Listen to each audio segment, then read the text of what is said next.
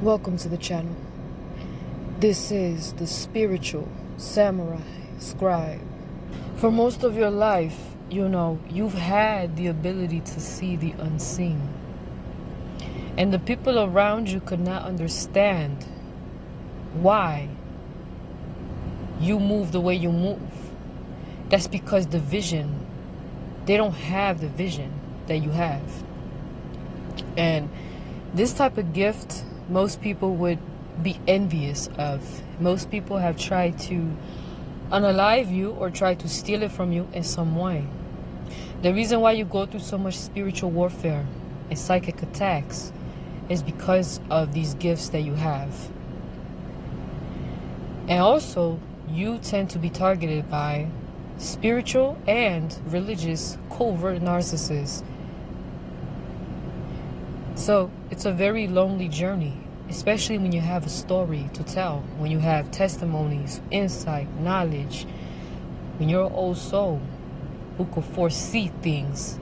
You see things before they happen, so you didn't have to go through the whole experience, but you went through enough pain to understand and to unlock certain things in your brain that is able to basically awaken those spiritual gifts. But when you were going through the narcissistic abuse, those gifts were dormant until it awakened during a certain time. And certain people were chosen to awaken, to have a certain type of vision. There's a lot of things on my mind.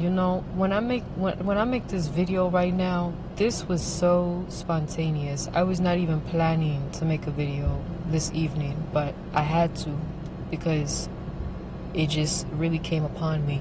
So many different connections. Now, I'm looking back at a lot of different things that came to my mind from dreams, downloads, thoughts that I've had for the past, say, maybe like 3 to 4 years or so. And of course, I am not going to go through all of it because it's a lot. It was actually inspired by a movie called Fallen.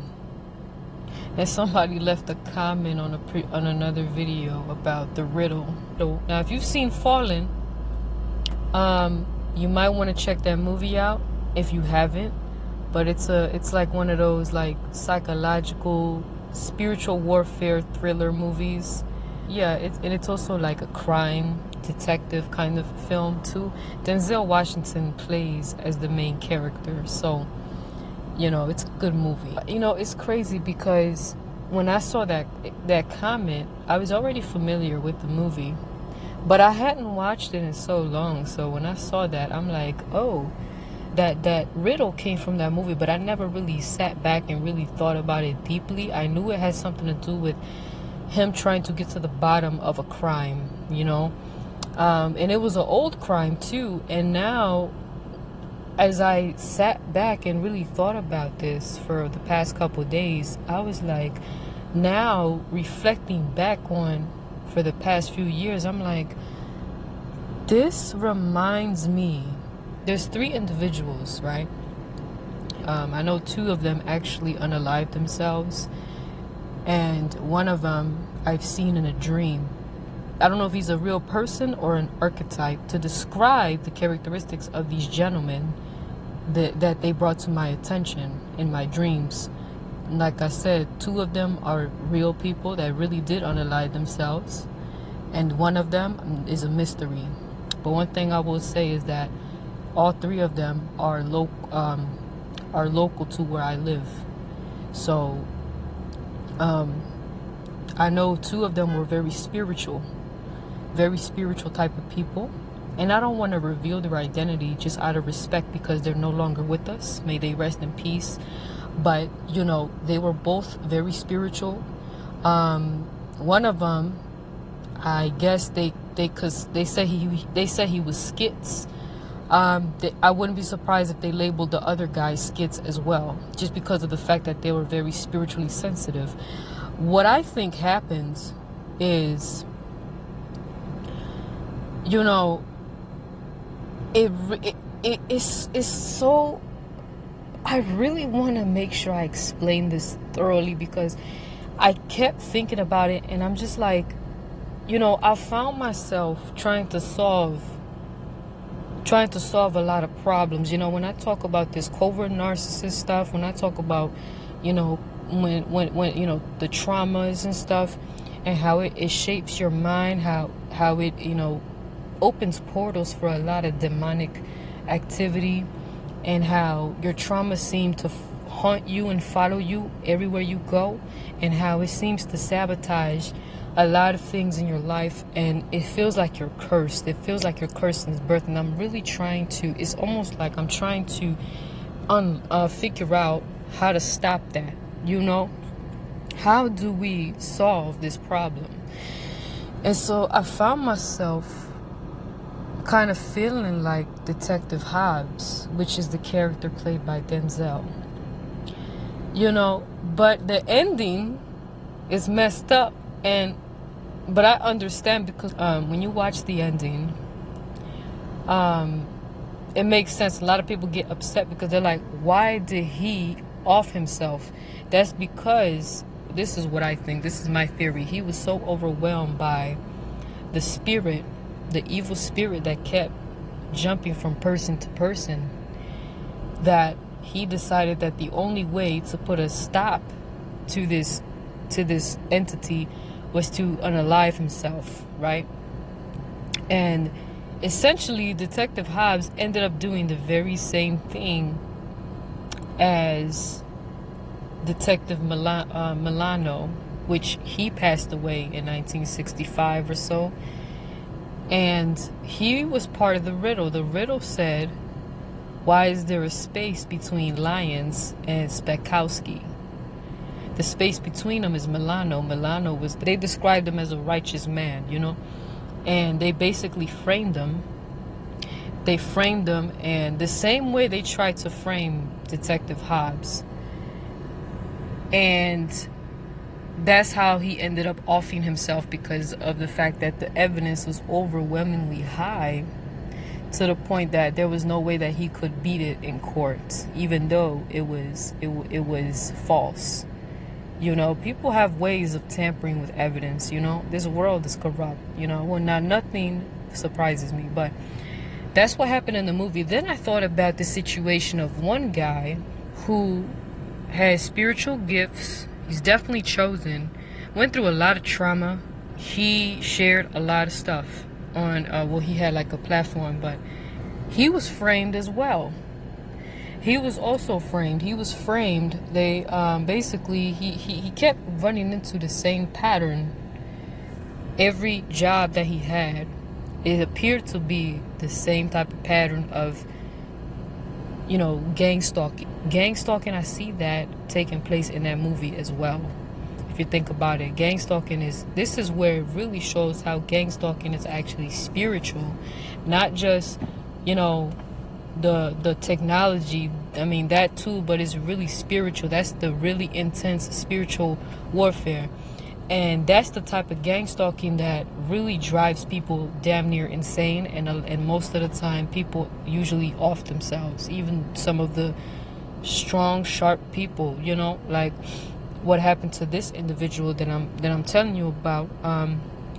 The way that Hobbs was framed, just like Milano, reminds me of how this individual was framed at his job, to where he got fired. And it seems like it was a pattern that kept repeating of being framed at the job, and this prevented this man from maintaining employment, thus causing him to struggle tremendously with, you know, keeping a job and stuff like that, and taking care of certain things. And when you're being gang stalked, you know, people do not understand what the hell that means. You cannot go up to a person and tell them what's going on. They're just gonna think, well, you're not trying to work or whatever. I have sensed the presence of spirits taking over people, and a lot of times, like I said, that's what happens when you have open portals throughout your life. you know. And sometimes it could be so many portals open that it becomes increasingly overwhelming to the point that you feel like you're overwhelmed by a tremendous amount of darkness that is surrounding you, you know, to the point that eventually you start to absorb that darkness and then you become one with it. And I think that's what happened with these individuals. Now, I don't know exactly what happened per se, but I am, you know, contemplating and coming up with possible explanations and theories as to what could have taken place in these individuals' lives that caused them to do that. Because maybe when they tried to figure out, when they tried to get to the bottom of all this stuff, you know, with this life, right? This life is really not all there is to it. This life, and we've heard this before, is really more likened onto a simulation. It's not a real thing. It's not. It's this realm is only one out of many, you know. So these individuals, man, were very, like I said, just like Detective Hobbs and Milano from the movie, and the three gentlemen in question that from real life, they all had one thing in common, is that they were righteous, they were spiritually gifted, they had some type of either they either had past traumas, or they were overwhelmed with a lot of the darkness that was around them, and they did not know how to maneuver around that, given the fact that they've opened their eyes so much, they've seen so much, and they became so overwhelmed by what they were seeing and sensing that they had no, it's almost like their direction, they kind of lost direction along the way. And I think that's why some people will tell you that you shouldn't open your third eye because of that. Now, the third eye, I don't personally believe that the third eye is a bad thing. However, when you open your spiritual sight, you know, when you open your spiritual sight and you see things, you have to really make sure that you're ready, because it is very intense. It opens you up to the spiritual realm, and the spiritual realm contains various influences, both dark and light.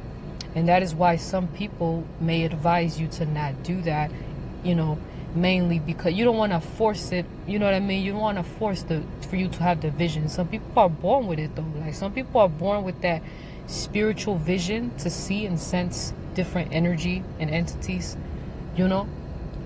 But if you don't have that, I wouldn't even try to force it. You could try. I'm gonna tell you right now, that gift is really, it feels like a curse at times, and the, you know, these individuals have described it in that way, that gift feels more like a curse sometimes, because of how you tend, sometimes you get lost in, you get lost trying to figure out some mystery, and you get caught up with mixing reality with other stuff. You know what I'm saying? Like sometimes you get lost into that. You might lose your sense of reality at times.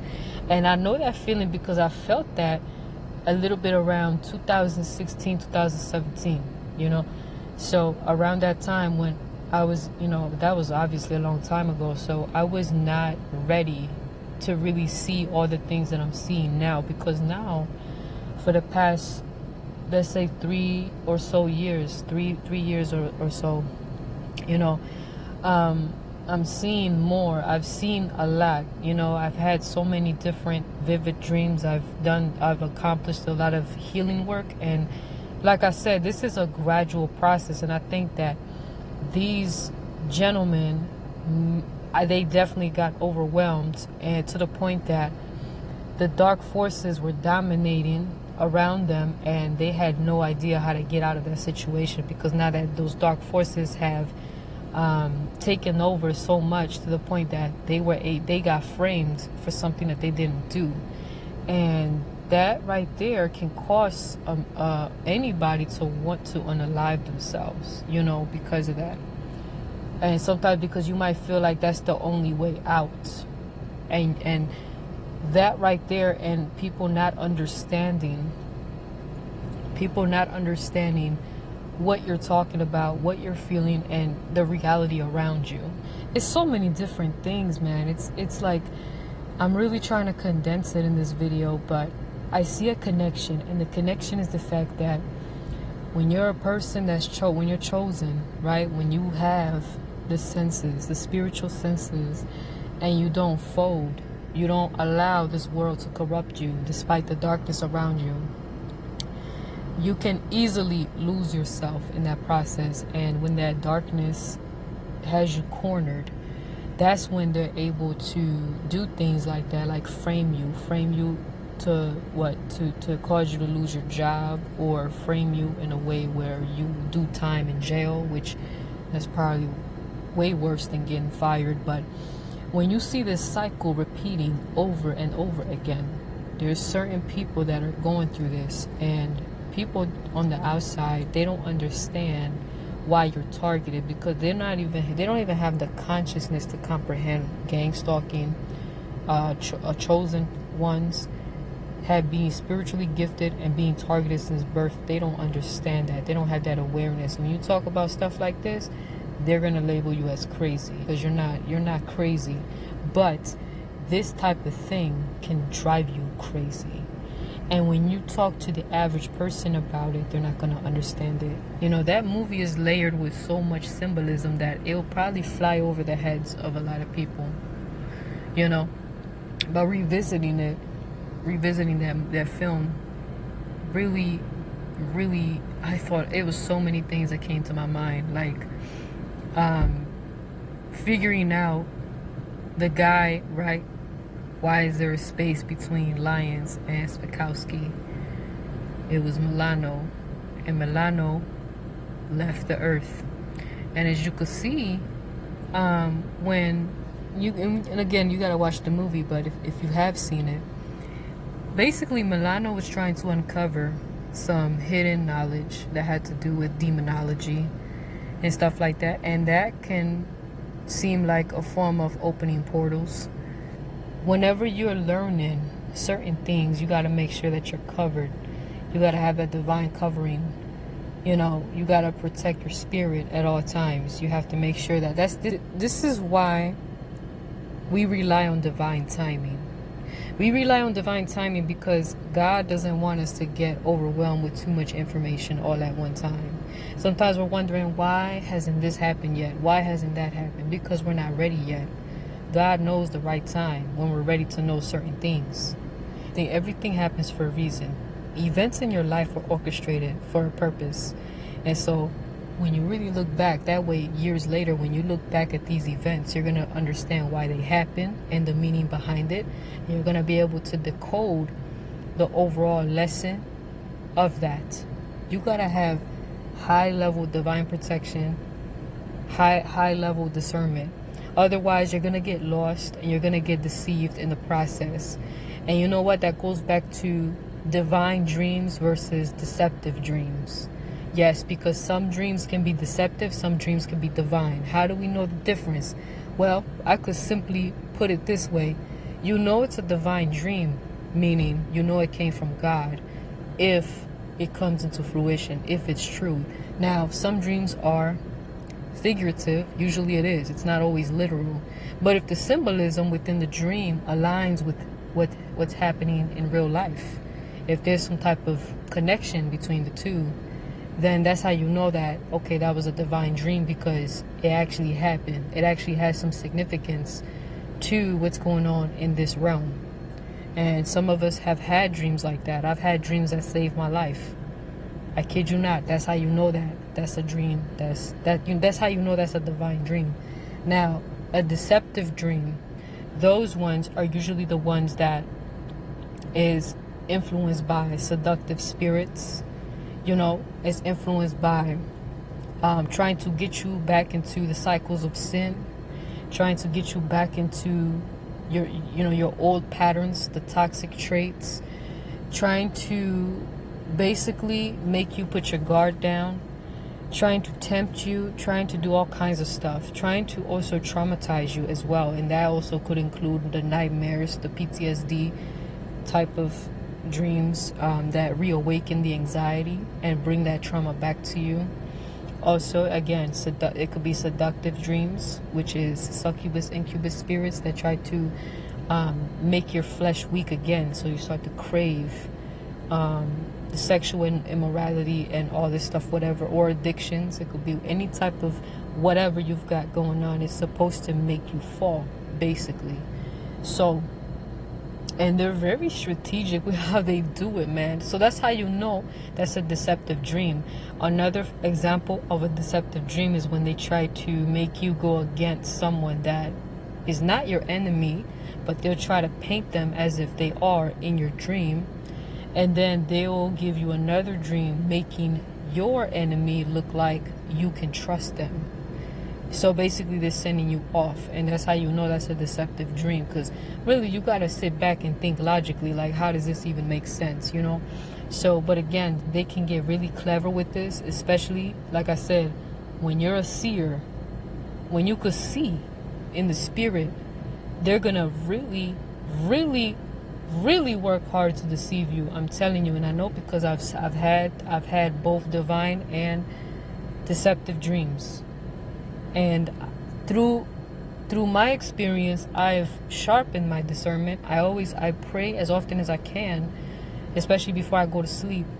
And I pray for discernment and divine protection very often, because the more that you grow, you know, you're going to have to really have that intact, you know, because you really have to make sure that you use your logical side of your brain and analyze these things, because they will try to make you go crazy, you know. And also rest. You have to rest. That's important too, because again, if you don't rest, you will get lost in this maze, this labyrinth that they try to put in front of you. And sometimes the devil will do that.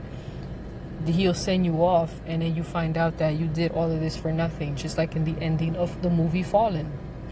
He did all of that for nothing, you know. So that, you know, that's why you don't want to allow demonic forces to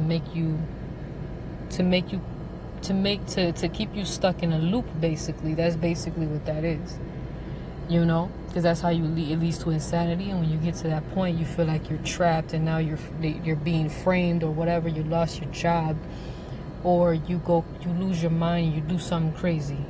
For the people that are born with these spiritual eyes, we can't help it. You can't turn it off, you know.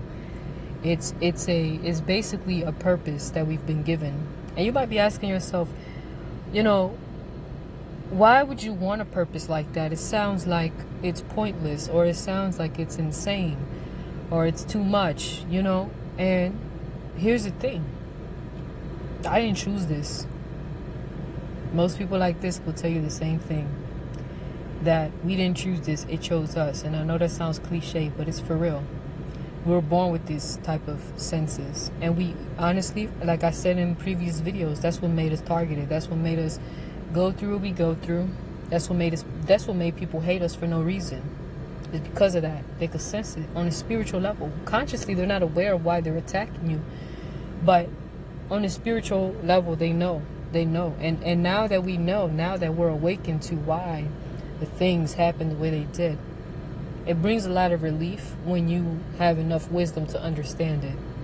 But if you don't, it can really freak you out, and you start to get paranoid and all that stuff. And that's how some people end up being diagnosed with paranoid skits, because they haven't actually, I guess they haven't gotten to that level of understanding yet, and they became overwhelmed, and then they self-destruct. And a lot of there's chosen people that self-destruct, you know, because they want chosen ones to unalive themselves, because they are too much of a threat.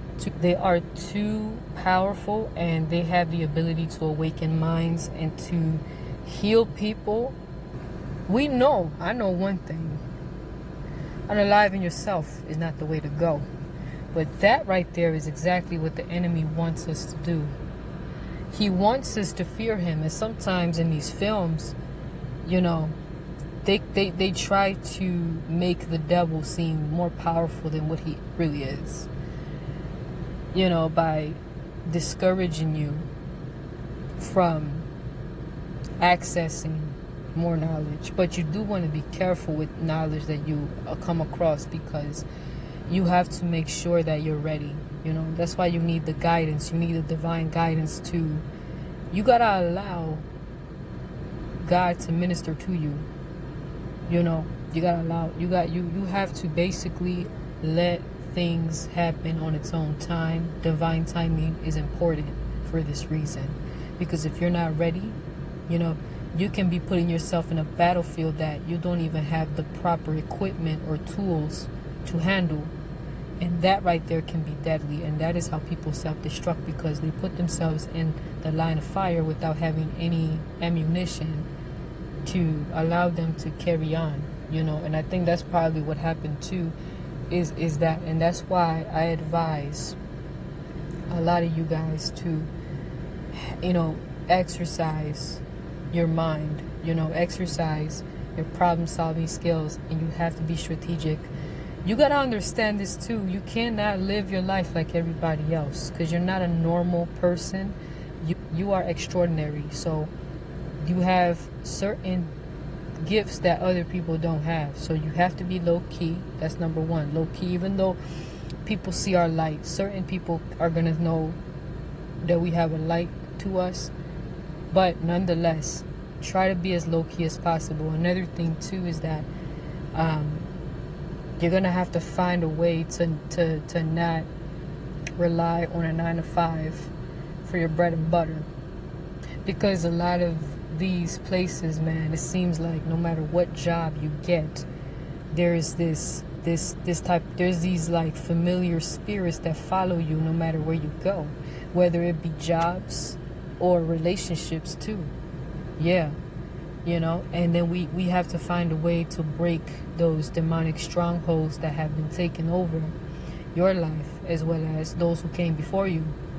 But you got to understand, we are dealing with some generational trauma, and a lot of these spirits that are familiar with our ancestors and everybody else in our line. So we were put into this earth to put a stop to these entities. But when you're born with the gifts, you're going to need the wisdom.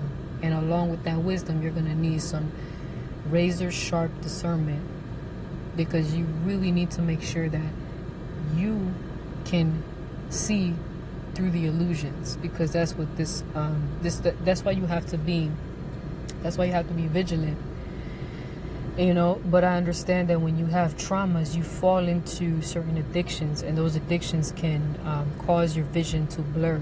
It becomes very easy to deceive you when you're at your weakest state. And you know, there's a lot I can say, but I'm gonna just leave it at that for now. And I'm gonna continue to make different videos really explaining this, but I don't want to make this too long. So I thank you so much for listening. Take care, and God bless.